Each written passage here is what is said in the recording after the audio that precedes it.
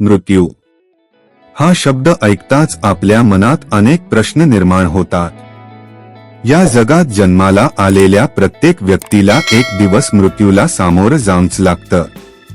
पण मृत्यू म्हणजे खरंच सर्व काही संपणं आहे का, की एका नव्या प्रवासाची सुरुवात?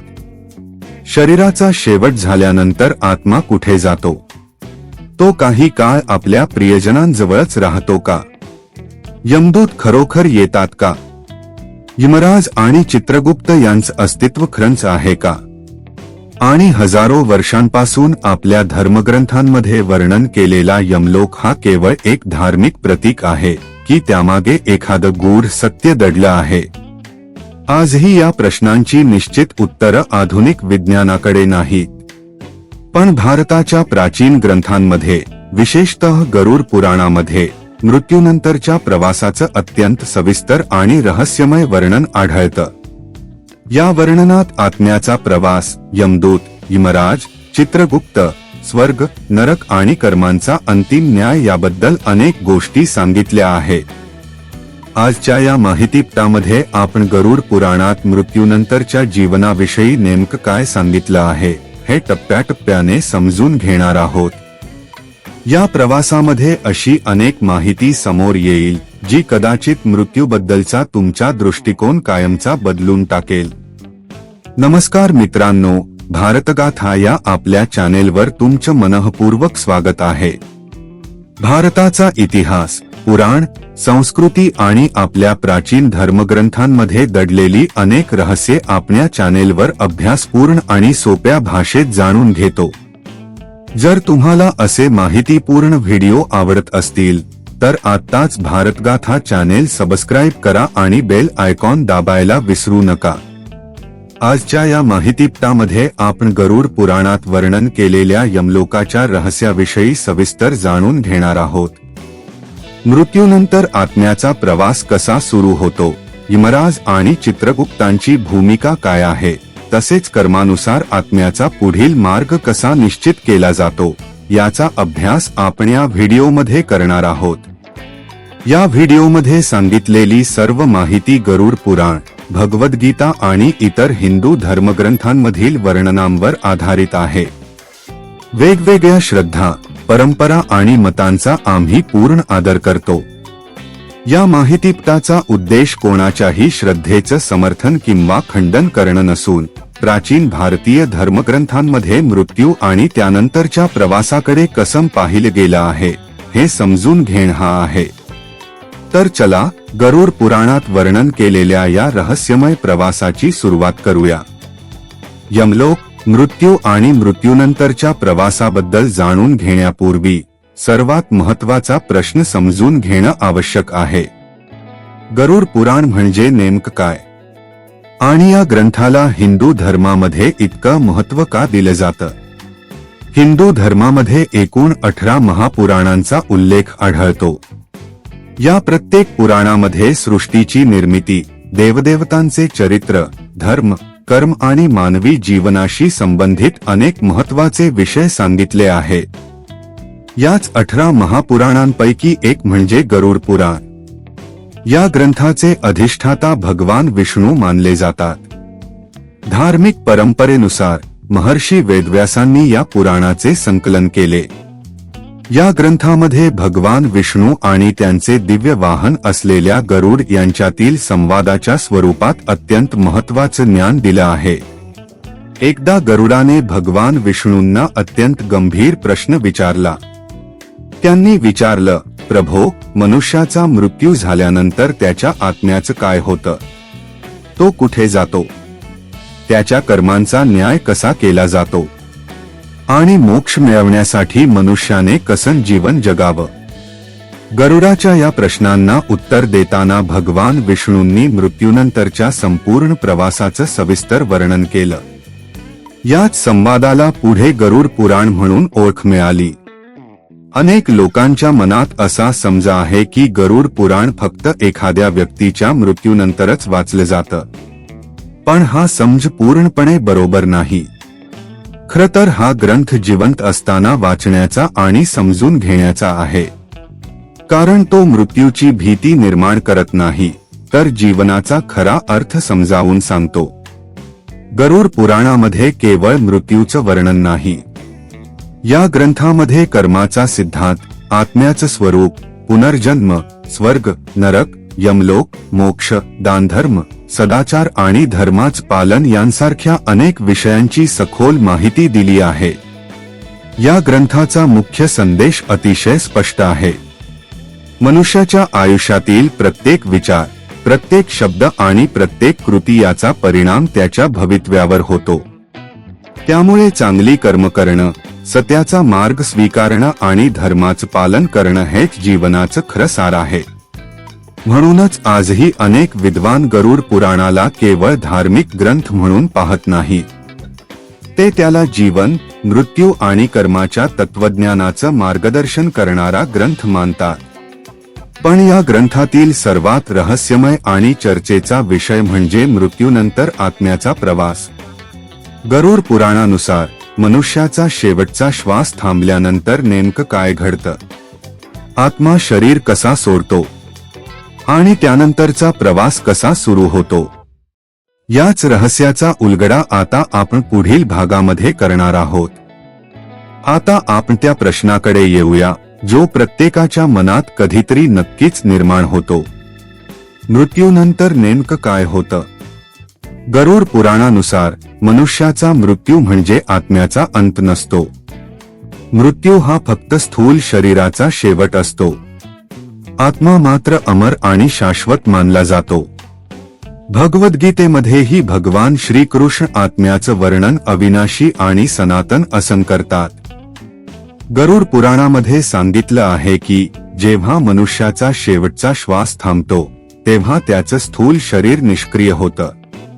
मात्र त्याच क्षणी आत्मा आपल्या सूक्ष्म शरीरासह पुढील प्रवासासाठी तयार होतो.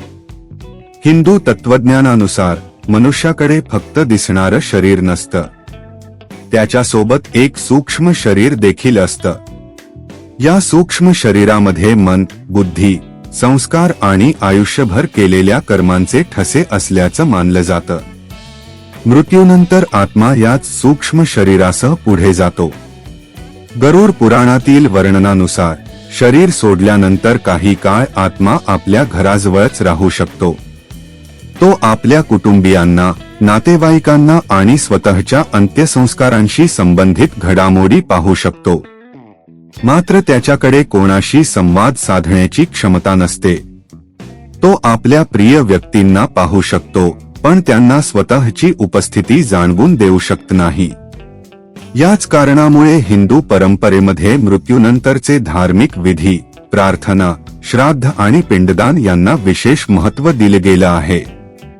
धार्मिक श्रद्धेनुसार हे विधी आत्म्याच्या पुढील प्रवासासाठी शुभ मानले जातात. मात्र हा प्रवास प्रत्येक आत्म्यासाठी सारखा नसतो. गरुड पुराण स्पष्टपणे सांगतं की पुढील मार्ग हा मनुष्याने आयुष्यभर केलेल्या कर्मांवर अवलंबून असतो.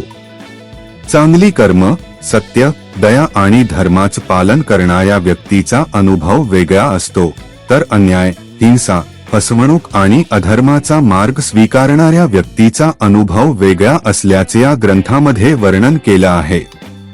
याच ठिकाणी गरुड पुराण कर्माच्या सिद्धांताला सर्वात जास्त महत्त्व देतं. कारण मृत्यूनंतर मनुष्याची ओळख त्याच्या संपत्तीने, पदाने किंवा प्रसिद्धीने होत नाही. त्याच्या पुढील प्रवासाचा निर्णय त्याने आयुष्यभर केलेल्या कर्मांवरच अवलंबून असल्याचे या ग्रंथात सांगितलं आहे. पण आत्मा शरीर सोडल्यानंतर पुढे नेमकं कोण भेटतं? त्याला यमलोकाकडे कोण घेऊन जातं? आणि गरुड पुराणात वर्णन केलेले यमदूत नेमके कोण आहे? याच रहस्यमय प्रवासाची सुरुवात आता पुढील भागामध्ये होणार आहे.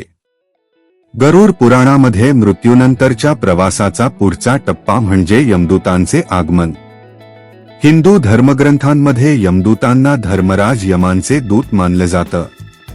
त्यांचं कार्य कोणालाही शिक्षा देणं नसून मृत्यूनंतर आत्म्याला त्याच्या पुढील प्रवासासाठी यमलोकापर्यंत सुरक्षितपणे घेऊन जाणं असं सांगितलं आहे. लोककथा, चित्रपट आणि मालिकांमुळे अनेकांच्या मनात यमदूतांची एक भयावह प्रतिमा तयार झाली आहे. पण गरुड पुराणातील वर्णन त्यापेक्षा अधिक सूक्ष्म आहे. या ग्रंथानुसार यमदूतांचं स्वरूप प्रत्येक आत्म्यासाठी सारखं नसतं. ते त्या व्यक्तीने आयुष्यभर केलेल्या कर्मांनुसार वेगळ्या प्रकारे अनुभवले जातात. धार्मिक वर्णनांनुसार ज्यांनी आयुष्यभर सत्य, दया, धर्म, सेवा आणि प्रामाणिकपणाचा मार्ग स्वीकारला अशा पुण्यवान व्यक्तींसाठी यमदूत शांत, तेजस्वी आणि सौम्य स्वरूपात प्रकट होतात. अशा आत्म्याला भीती वाटत नाही. त्याचा पुढील प्रवासही तुलनेने शांत आणि सहज असल्याचं गरुड पुराणात सांगितलं आहे. मात्र ज्यांनी आयुष्यभर फसवणूक, हिंसा, अन्याय, लोभ आणि अधर्माचा मार्ग स्वीकारला अशा पापी व्यक्तींसाठी यमदूतांचं स्वरूप अत्यंत कठोर आणि भयावह असल्याचं वर्णन केलं आहे. हे वर्णन माणसाच्या कर्मांचे परिणाम अधोरेखित करण्यासाठी करण्यात आलं असल्याचं अनेक विद्वान मानतात. यामागचा मुख्य संदेश स्पष्ट आहे. मृत्यूनंतर प्रत्येक आत्म्याशी सारखाच व्यवहार होत नाही. गरुड पुराणानुसार प्रत्येक आत्म्याचा अनुभव त्याच्या स्वतःच्या कर्मांवर अवलंबून असतो. म्हणूनच या ग्रंथामध्ये कर्माला सर्वोच्च स्थान दिलं गेलं आहे. यमदूत आत्म्याला घेऊन निघाल्यानंतर त्याचा प्रवास संपत नाही. उलट तिथूनच एका लांब आणि रहस्यमय मार्गाची सुरुवात होते. या प्रवासात आत्म्याला अनेक अनुभवांना सामोरं जावं लागतं. काही ठिकाणी त्याला विश्रांती मिळते, तर काही ठिकाणी कठीण परीक्षा द्यावी लागते. या संपूर्ण प्रवासाचं अंतिम ध्येय असतं धर्मराज यमांच्या दरबारात पोहोचणं, जिथे प्रत्येक कर्माचा न्याय केला जातो. पण यमलोकाकडे जाणारा हा मार्ग नेमका किती लांब आहे? वैतरणी नदी म्हणजे काय? आणि गरुड पुराणामध्ये या प्रवासाचं इतकं सविस्तर वर्णन का केलं आहे? याच रहस्यमय प्रवासाचा उलगडा आपण पुढील भागात जाणून घेणार आहोत. गरुड पुराणामध्ये मृत्यूनंतरच्या प्रवासाचं वर्णन करताना पहिल्या 13 दिवसांना विशेष महत्त्व दिलं गेलं आहे. हिंदू परंपरेतही या कालावधीत केले जाणारे धार्मिक विधी यात श्रद्धेशी जोडलेले आहे. धार्मिक वर्णनांनुसार मृत्यूनंतर आत्मा लगेचच आपल्या अंतिम गंतव्यस्थानी पोहोचत नाही. तो एका संक्रमण अवस्थेतून जातो. या काळात त्याला आपल्या पूर्वायुष्याशी असलेला संबंध हळूहळू सोडून पुढील प्रवासासाठी तयार व्हावं लागतं. असं मानलं जातं की या काळात आत्मा आपल्या घराच्या परिसरात किंवा आपल्या प्रिय व्यक्तींच्या आसपास असू शकतो.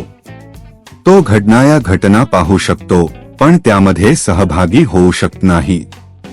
ही अवस्था त्याच्यासाठी भावनिकदृष्ट्या कठीण असल्याचं गरुड पुराणात वर्णन आढळतं. याच कारणामुळे हिंदू धर्मामध्ये मृत्यूनंतरच्या पहिल्या 13 दिवसांना विशेष धार्मिक महत्त्व दिलं गेलं आहे. या काळात कुटुंबीय प्रार्थना, तर्पण, पिंडदान आणि इतर विधी करतात. धार्मिक श्रद्धेनुसार या विधींचा उद्देश मृतात्म्याला श्रद्धांजली अर्पण करणं आणि त्याच्या पुढील प्रवासासाठी मंगलकामना करणं हा आहे. यापैकी सर्वात महत्त्वाचा विधी म्हणजे पिंडदान. पिंडदान ही केवळ एक धार्मिक परंपरा नाही, तर पूर्वजांप्रती कृतज्ञता व्यक्त करण्याचं एक माध्यम मानलं जातं.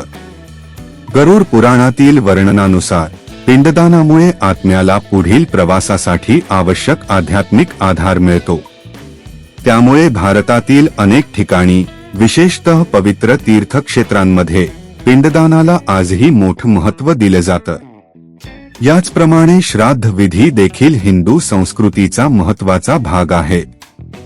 श्राद्ध हा शब्द श्रद्धा या शब्दापासून तयार झाला आहे. म्हणजेच आपल्या पूर्वजांप्रती आदर, प्रेम आणि कृतज्ञता व्यक्त करण्याची ही परंपरा आहे. धार्मिक श्रद्धेनुसार श्राद्ध आणि तर्पणाद्वारे मृतात्म्यासाठी प्रार्थना केली जाते. त्याला सद्गती लाभावी आणि त्याचा पुढील प्रवास शांततेने पार पडावा अशी मंगलकामना या विधींमधून व्यक्त केली जाते. मात्र हे लक्षात घेणं महत्त्वाचं आहे की विविध प्रदेश, परंपरा आणि कुटुंबांमध्ये या विधींच्या पद्धती वेगवेगळ्या असू शकतात.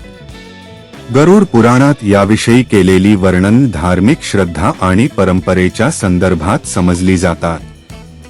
गरुड पुराण या संपूर्ण वर्णनामधून एक महत्त्वाचा संदेश देतं. मृत्यू हा केवळ एका व्यक्तीचा शेवट नसतो.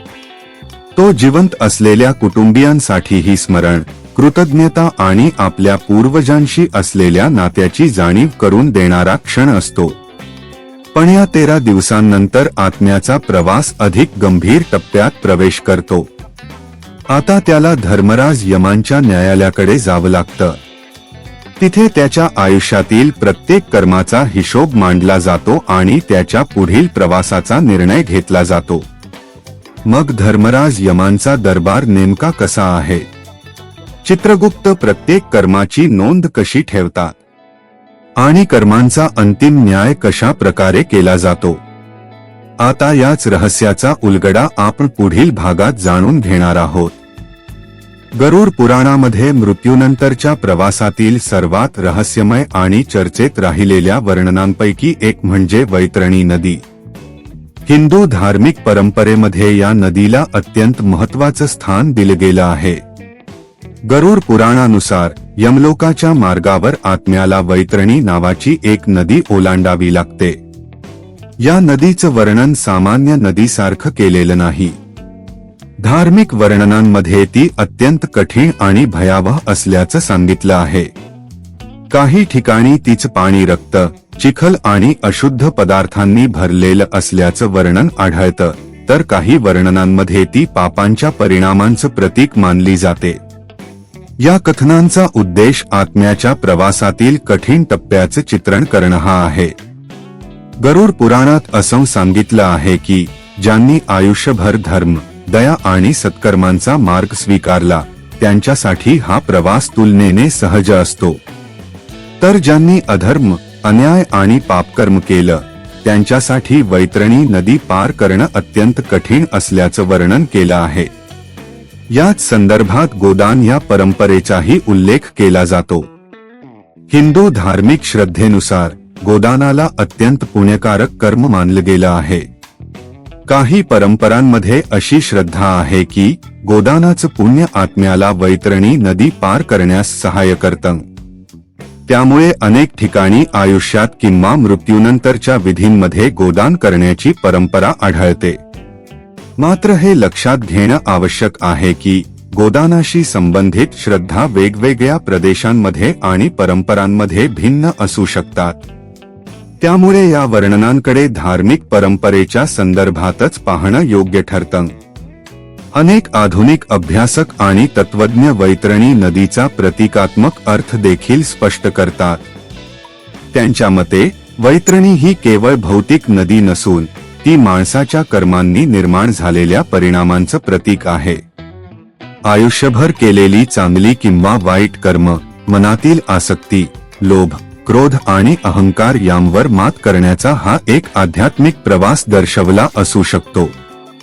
याच कारणामुळे गरुड पुराणात वैतरणी नदीचं वर्णन भीती निर्माण करण्यासाठी नव्हे, तर धर्माचं पालन, दया, दान आणि सत्कर्म यांचं महत्त्व समजावून सांगण्यासाठी केलं गेलं आहे. वैतरणी नदीचा प्रवास पूर्ण झाल्यानंतर आत्मा यमलोकाच्या अधिक जवळ पोहोचतो. आता त्याच्यासमोर असतो अंतिम न्यायाचा क्षण. धर्मराज यमांच्या दरबारात त्याच्या आयुष्यातील प्रत्येक कृतीचा हिशोब मांडला जातो आणि त्या निर्णयात सर्वात महत्त्वाची भूमिका बजावतात चित्रगुप्त. मग चित्रगुप्त कोण आहेत? ते प्रत्येक मनुष्याच्या कर्मांची नोंद कशी ठेवतात आणि यमराजांचा न्याय खरोखर कसा दिला जातो? आता आपण यात सर्वात महत्त्वाच्या टप्प्याविषयी जाणून घेऊ. आत्म्याने वैतरणी नदीचा प्रवास पूर्ण केल्यानंतर गरुड पुराणानुसार तो पोहोचतो एका अशा स्थळी ज्याचा उल्लेख यमलोक किंवा यमपुरी म्हणून केला जातो. हिंदू धार्मिक परंपरेमध्ये यमलोकाचं वर्णन हे मृत्यूनंतर कर्मांचा न्याय केला जाणारं स्थान म्हणून आढळतं. गरुड पुराणामध्ये यमलोकाचं वर्णन पृथ्वीवरील एखाद्या शहराप्रमाणे केलेलं नाही. तो एक सूक्ष्म लोक असल्याचं सांगितलं आहे, जिथे प्रत्येक आत्म्याचा निष्पक्ष न्याय केला जातो. या लोकावर राज्य करतात धर्मराज यम, ज्यांना न्यायाचे देवता मानलं जातं. लोककथा आणि चित्रपटांमध्ये यमराजांचं चित्रण अनेकदा कठोर आणि भयावह स्वरूपात केलं जातं, पण धर्मग्रंथांमध्ये त्यांची भूमिका वेगळी सांगितली आहे. गरुड पुराणानुसार यमराज कोणाच्याही विरोधात किंवा बाजूने निर्णय घेत नाही. ते केवळ धर्म आणि कर्माच्या आधारावर न्याय करणारे देव मानले जातात. त्यांच्या दृष्टीने राजा असो किंवा सामान्य माणूस, श्रीमंत असो किंवा गरीब, प्रत्येक आत्मा समान असतो. याच न्याय प्रक्रियेमध्ये एक अत्यंत महत्त्वाचं नाव समोर येतं, ते म्हणजे चित्रगुप्त.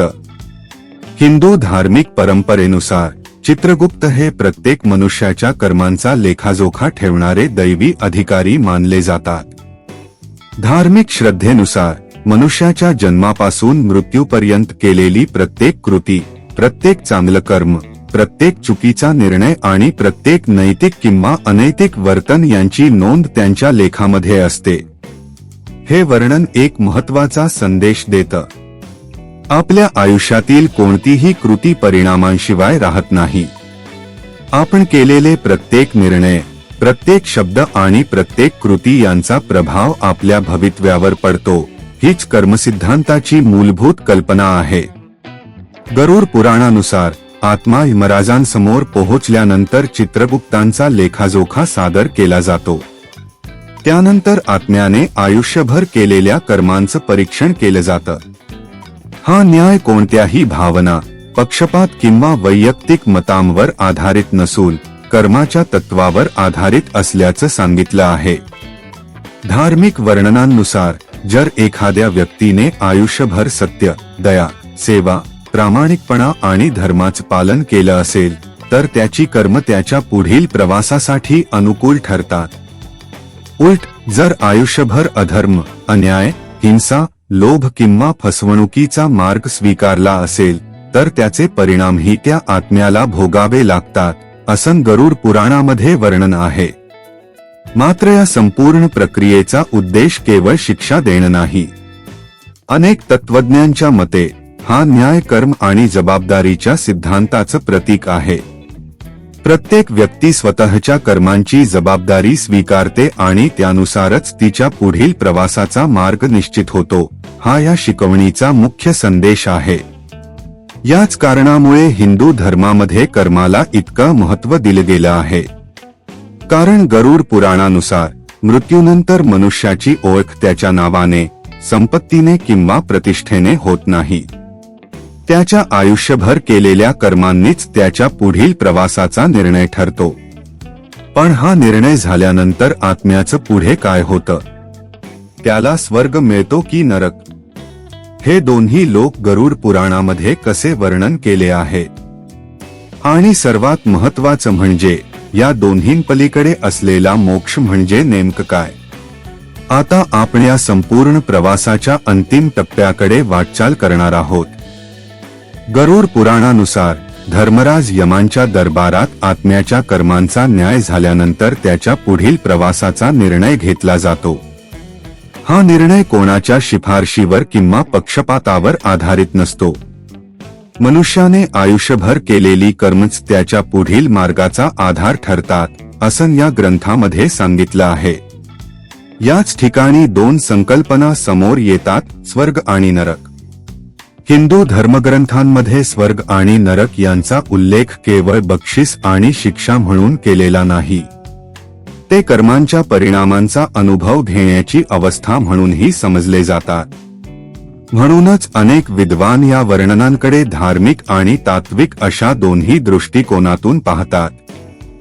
गरुड पुराणानुसार ज्यांनी आयुष्यभर सत्य, दया, सेवा, दान, प्रामाणिकपणा आणि धर्माचं पालन केलं अशा आत्म्यांना पुण्याचं फळ मिळतं. अशा आत्म्यांना स्वर्गलोकाची प्राप्ती होते, असं धार्मिक वर्णन सांगतं. स्वर्गाचे चित्रण शांतता, आनंद आणि समाधानाने भरलेल्या दिव्य लोकाप्रमाणे केलं गेलं आहे. तिथे दुःख, भीती किंवा वैरभाव नसतो.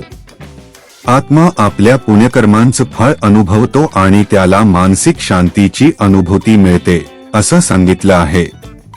मात्र गरुड पुराण एक महत्त्वाची गोष्ट स्पष्ट करतं. स्वर्ग ही अंतिम मंजिल नाही. जेव्हा पुण्यकर्मांचं फळ पूर्ण होतं तेव्हा आत्म्याला पुन्हा जन्म घ्यावा लागू शकतो. त्यामुळे हिंदू तत्वज्ञानात स्वर्गापेक्षाही उच्च स्थान मोक्षाला दिले गेलं आहे. गरुड पुराणामध्ये नरकाचं वर्णनही सविस्तर आढळतं. या ग्रंथात अनेक प्रकारच्या नरकांचा उल्लेख आहे. प्रत्येक नरक विशिष्ट प्रकारच्या पापकर्मांशी संबंधित असल्याचं धार्मिक वर्णन सांगतं. उदाहरणार्थ, असत्य बोलणं, निरपराधांना त्रास देणं, फसवणूक करणं, हिंसा करणं, लोभ, विश्वासघात आणि अधर्म यांसारख्या कर्मांसाठी वेगवेगळ्या परिणामांचं वर्णन आढळतं. मात्र या वर्णनांचा उद्देश भीती निर्माण करणं नाही. अनेक अभ्यासकांच्या मते या कथा माणसाला आपल्या कृतींचे परिणाम समजावून सांगण्यासाठी सांगितल्या गेल्या आहेत. म्हणजेच जसं कर्म तसं फळ हा संदेश अधिक प्रभावीपणे पोहोचवण्यासाठी नरकाचं प्रतिकात्मक वर्णन करण्यात आलं आहे. याच कारणामुळे गरुड पुराण वारंवार सांगतं की मनुष्याने केलेलं कोणतंही कर्म व्यर्थ जात नाही. प्रत्येक चांगल्या कृतीचं पुण्य मिळतं आणि प्रत्येक चुकीच्या कृतीचे परिणामही भोगावे लागतात. गरुड पुराणाचा मुख्य उद्देश माणसाला घाबरवणं नाही, उलट तो माणसाला स्वतःच्या आयुष्याकडे प्रामाणिकपणे पाहायला शिकवतो. आपल्या प्रत्येक निर्णयामध्ये सत्य, करुणा, संयम आणि प्रामाणिकपणा असावा, हा या ग्रंथाचा मूलभूत संदेश आहे. या संपूर्ण वर्णनामधून एक गोष्ट स्पष्ट होते. मृत्यूनंतर मनुष्याची ओळख त्याच्या संपत्तीने, प्रसिद्धीने किंवा पदाने होत नाही. त्याच्या आयुष्यभर केलेल्या कर्मांनीच त्याच्या पुढील प्रवासाचा मार्ग निश्चित होतो, असं गरुड पुराण सांगतं. पण इथेच एक अत्यंत महत्वाचा प्रश्न उभा राहतो.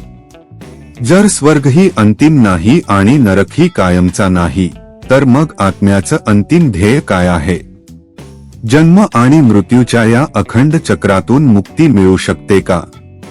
गरुड पुराण या प्रश्नाचं उत्तर मोक्ष या संकल्पनेत देतं.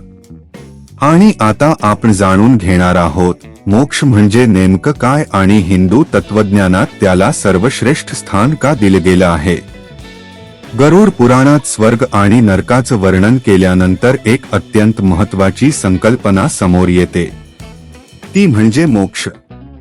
हिंदू तत्वज्ञानानुसार आत्म्याचा अंतिम उद्देश केवळ स्वर्गप्राप्ती नसून मोक्षप्राप्ती आहे. कारण स्वर्ग आणि नरक हे दोन्हीही कर्मांच्या परिणामांचा अनुभव घेण्याचे टप्पे मानले जातात. त्या अनुभवांनंतर आत्म्याला पुन्हा जन्म घ्यावा लागू शकतो. यालाच पुनर्जन्माचं चक्र म्हटलं जातं. गरुड पुराण आणि भगवद्गीतेनुसार जोपर्यंत मनुष्याच्या कर्मांचे बंधन संपत नाही तोपर्यंत आत्मा वेगवेगळ्या जन्मांमधून प्रवास करत राहतो. प्रत्येक जन्मात तो नवीन अनुभव घेतो, नवीन कर्म करतो आणि त्यानुसार पुढील प्रवास ठरतो. मात्र जेव्हा आत्मा कर्मबंधनातून पूर्णपणे मुक्त होतो तेव्हा त्याला पुनर्जन्म घ्यावा लागत नाही. या अवस्थेलाच मोक्ष असं म्हटलं जातं. मोक्ष म्हणजे केवळ जन्ममृत्यूच्या चक्रातून मुक्ती नव्हे. हिंदू तत्वज्ञानानुसार ती आत्म्याची परमात्म्याशी एकरूप होण्याची अवस्था आहे. ही अशी अवस्था आहे जिथे दुःख, भीती, आसक्ती आणि अहंकार यांचा अंत होतो. आत्मा आपल्या मूळ स्वरूपाची अनुभूती प्राप्त करतो. पण प्रश्न असा आहे की मोक्ष मिळवायचा कसा? गरुड पुराण आणि भगवद्गीता याचं उत्तर अतिशय स्पष्ट शब्दांत देतात. मनुष्याने आयुष्यभर सत्य, धर्म, दया, संयम आणि निष्काम कर्म यांचा मार्ग स्वीकारावा. इतरांना दुःख न देता प्रामाणिकपणे आणि कर्तव्य भावनेने जीवन जगावं. कारण प्रत्येक कर्म आत्म्याच्या प्रवासावर परिणाम करतं. यासोबतच भगवद्भक्तीला देखील विशेष महत्त्व दिलं गेलं आहे. भगवान विष्णूंचं स्मरण, ईश्वरावरील अढळ श्रद्धा, नामस्मरण, प्रार्थना आणि भक्तिभावाने केलेली उपासना ही मन शुद्ध करण्याची साधनं मानली गेली आहे. धार्मिक श्रद्धेनुसार खरी भक्ती मनुष्याला अहंकार, लोभ, क्रोध आणि मोह यांसारख्या बंधनांपासून दूर नेते आणि आत्म्याला मोक्षाच्या मार्गावर पुढे जाण्यास मदत करते. भगवद्गीतेमध्ये भगवान श्रीकृष्ण अर्जुनाला सांगतात की जो मनुष्य निष्काम भावाने आपलं कर्तव्य पार पाडतो, मनाने परमेश्वराशी जोडलेला राहतो आणि धर्माचा मार्ग स्वीकारतो, तो मुक्तीकडे वाटचाल करतो. याच कारणामुळे हिंदू धर्मामध्ये भक्ती आणि कर्म यांचा समतोल अत्यंत महत्त्वाचा मानला जातो. केवळ पूजा किंवा केवळ ज्ञान पुरेसं नाही. चांगले विचार, योग्य आचरण आणि ईश्वरावरील श्रद्धा या तिन्हींचा संगम मनुष्याला आध्यात्मिक प्रगतीकडे घेऊन जातो. गरुड पुराणाचा अंतिम संदेशही हाच आहे. मनुष्याने मृत्यूची भीती बाळगण्यापेक्षा अर्थपूर्ण, धर्मनिष्ठ आणि सदाचारी जीवन जगण्याचा प्रयत्न करावा. कारण आज आपण जी कर्म करतो तीच आपल्या उद्याच्या प्रवासाची दिशा ठरवतात. आतापर्यंत आपण गरुड पुराणामध्ये वर्णन केलेल्या मृत्यूनंतरच्या प्रवासाविषयी जाणून घेतलं. पण या टप्प्यावर एक महत्त्वाचा प्रश्न निर्माण होतो. आधुनिक विज्ञान या विषयाकडे कसं पाहतं? गेल्या काही दशकांमध्ये जगभरात काही लोकांनी नियर डेथ एक्सपिरियन्स म्हणजेच मृत्यूच्या उंबरठ्यावर आलेल्या अनुभवांबद्दल माहिती दिली आहे. काहींनी शरीरापासून वेगळं झाल्यासारखं वाटल्याचं सांगितलं, तर काहींनी एका प्रकाशमय मार्गाचा किंवा विलक्षण शांततेचा अनुभव झाल्याचं वर्णन केलं. काहींना आपल्या आयुष्यातील घटना क्षणात डोळ्यांसमोरून गेल्यासारख्या वाटल्या, असंही त्यांनी सांगितलं आहे. या अनुभवांवर अनेक देशांमध्ये वैद्यकीय आणि मानसशास्त्रीय संशोधन झालं आहे. मात्र आजपर्यंत या अनुभवांमागचं नेमकं कारण काय आहे, यावर वैज्ञानिक समुदायामध्ये एकमत झालेलं नाही. काही संशोधक हे मेंदूमध्ये घडणाऱ्या जैविक प्रक्रियांशी जोडतात, तर काही जण या अनुभवांचा अभ्यास अजूनही सुरू असल्याचं सांगतात. याच ठिकाणी एक गोष्ट स्पष्टपणे समजून घेणं महत्त्वाचं आहे. आजपर्यंत आधुनिक विज्ञानाने गरुड पुराणात वर्णन केलेला यमलोक, यमराज किंवा मृत्यूनंतरचा प्रवास प्रत्यक्ष अस्तित्वात असल्याचं सिद्ध केलेलं नाही. त्याचप्रमाणे हे अस्तित्वात नाहीत, असंही विज्ञानाने निश्चितपणे सांगितलेलं नाही. विज्ञान फक्त त्या गोष्टींचा स्वीकार करतं ज्यांची प्रयोग, निरीक्षण आणि पुराव्यांच्या आधारे पडताळणी करता येते. दुसरीकडे गरुड पुराण आणि इतर हिंदू धर्मग्रंथ मृत्यू आणि आत्म्याच्या प्रवासाचं वर्णन आध्यात्मिक आणि धार्मिक दृष्टिकोनातून करतात. ही वर्णन श्रद्धा, तत्वज्ञान आणि आध्यात्मिक परंपरेचा भाग आहे. म्हणूनच श्रद्धा आणि विज्ञान यांची कार्यपद्धती वेगवेगळी आहे. विज्ञान प्रश्न विचारतं, निरीक्षण करतं आणि पुरावे शोधतं. श्रद्धा आध्यात्मिक अनुभव, धर्मग्रंथ आणि परंपरांवर आधारित असते. दोन्हींचे उद्देश वेगळे आहेत आणि दोन्हींकडे त्यांच्या संदर्भात पाहणं अधिक योग्य ठरतं. आज अनेक अभ्यासक असा संतुलित दृष्टिकोन मांडतात की गरुड पुराणातील वर्णनांकडे केवळ भीती निर्माण करणाऱ्या कथांप्रमाणे पाहता जीवन अधिक जबाबदारीने, नैतिकतेने आणि सजगपणे जगण्याचा संदेश म्हणूनही पाहता येऊ शकतं. कदाचित म्हणूनच हजारो वर्षांनंतरही गरुड पुराण आजच्या काळात चर्चेचा विषय ठरतं. कारण ते फक्त मृत्यूबद्दल बोलत नाही, तर माणसाने कसं जगावं याचाही विचार करायला भाग पाडतं. आणि याच विचारासह आता आपण या संपूर्ण माहितीपटाचा अंतिम निष्कर्ष जाणून घेऊ, जिथे गरुड पुराणाचा सर्वात महत्त्वाचा संदेश आपल्या समोर उलगडतो. या संपूर्ण माहितीपटामध्ये आपण गरुड पुराणात वर्णन केलेल्या मृत्यूनंतरच्या प्रवासाविषयी जाणून घेतलं. आत्मा, यमदूत, वैतरणी नदी, यमलोक, चित्रगुप्त, स्वर्ग, नरक आणि मोक्ष या सर्व संकल्पनांचा आढावा घेतला. मात्र या सर्व वर्णनांमधून गरुड पुराण आपल्याला नेमका कोणता संदेश देतं? या ग्रंथाचा मुख्य उद्देश माणसामध्ये मृत्यूची भीती निर्माण करणं नाही. उलट जीवन अधिक सजगपणे, जबाबदारीने आणि धर्माच्या मार्गावर कसं जगावं हे शिकवणं हा त्यामागील खरा हेतू आहे. गरुड पुराण वारंवार सांगतं की मनुष्याच्या आयुष्यातील प्रत्येक विचार, प्रत्येक शब्द आणि प्रत्येक कृती महत्त्वाची असते. कारण आपल्या कर्मांचे परिणाम आपल्या आयुष्यापुरते मर्यादित राहत नाहीत. धार्मिक श्रद्धेनुसार त्यांचा प्रभाव आत्म्याच्या पुढील प्रवासावरही पडतो. म्हणूनच या ग्रंथामध्ये सत्य, दया, प्रामाणिकपणा, संयम आणि धर्माचं पालन यांना सर्वोच्च स्थान दिलं गेलं आहे. दुसऱ्याला मदत करणं, अन्यायापासून दूर राहणं, आपल्या कर्तव्याचं प्रामाणिकपणे पालन करणं आणि प्रत्येकाशी करुणेने वागणं हीच खरी आध्यात्मिक साधना असल्याचे या ग्रंथातून स्पष्ट होतं. यासोबतच ईश्वराचं स्मरण आणि नामस्मरण यांनाही विशेष महत्त्व दिलं गेलं आहे. हिंदू धर्मग्रंथांनुसार भक्ती ही केवळ पूजा किंवा विधींपुरती मर्यादित नसते. ती आपल्या विचारांमध्ये, आचरणामध्ये आणि दैनंदिन जीवनातही दिसून यायला हवी. जेव्हा चांगले विचार, चांगली कर्म आणि परमेश्वरावरील श्रद्धा एकत्र येतात, तेव्हाच माणूस खऱ्या अर्थाने आध्यात्मिक प्रगतीकडे वाटचाल करतो. शेवटी गरुड पुराण आपल्याला एक साधा पण अत्यंत प्रभावी संदेश देतं. मृत्यू अटळ आहे, पण त्याआधी आपण कसं जीवन जगतो हे आपल्या हातात आहे. संपत्ती, पद, प्रसिद्धी किंवा अधिकार यापैकी काहीही कायमच्या आपल्यासोबत राहत नाही. मात्र आपण केलेली सत्कर्म, इतरांसाठी केलेली मदत आणि आपल्या आयुष्यात जपलेली मूल्यं हीच आपल्या जीवनाची खरी ओळख बनतात. म्हणूनच भीतीपेक्षा सदाचार, लोभापेक्षा सेवा, असत्यापेक्षा सत्य आणि स्वार्थापेक्षा धर्म निवडण्याचा प्रयत्न करूया. कदाचित हाच गरुड पुराणाचा सर्वात मोठा संदेश आहे. जर तुम्हाला आजच्या या माहितीपटातून काही नवीन शिकायला मिळालं असेल तर हा व्हिडिओ नक्की लाईक करा आणि ज्यांना अध्यात्म, भारतीय संस्कृती आणि आपल्या प्राचीन धर्मग्रंथांबद्दल जाणून घ्यायला आवडतं त्यांच्यापर्यंत तो शेअर करा. भारतगाथा चॅनेलवर आपण अशाच इतिहास, पुराण, संस्कृती आणि भारताच्या गौरवशाली परंपरेवरील अभ्यासपूर्ण माहितीपट घेऊन येत असतो. त्यामुळे जर तुम्ही अजूनही चॅनेल सबस्क्राईब केलं नसेल तर आत्ताच सबस्क्राईब करा आणि बेल आयकॉन दाबा, जेणेकरून आमचा पुढील माहितीपट सर्वप्रथम तुमच्यापर्यंत पोहोचेल. तुमच्या मते गरुड पुराणातील कोणती गोष्ट सर्वात विचार करायला लावणारी वाटली?